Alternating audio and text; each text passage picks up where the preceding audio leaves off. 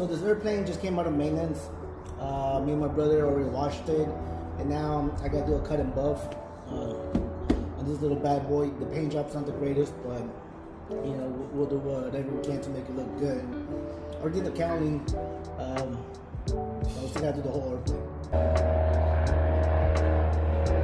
The cowling has been done. I'm actually pretty pleased with that.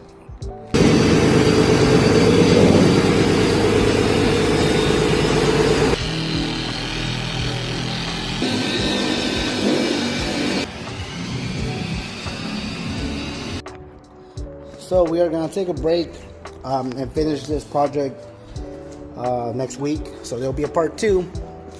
It's been a long day, and we still got a couple things to do on this airplane. So we'll be back with the part 2 and the final results.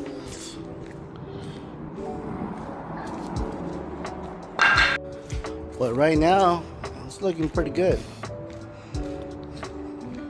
Paint job shining. So hopefully the owner will be happy with it.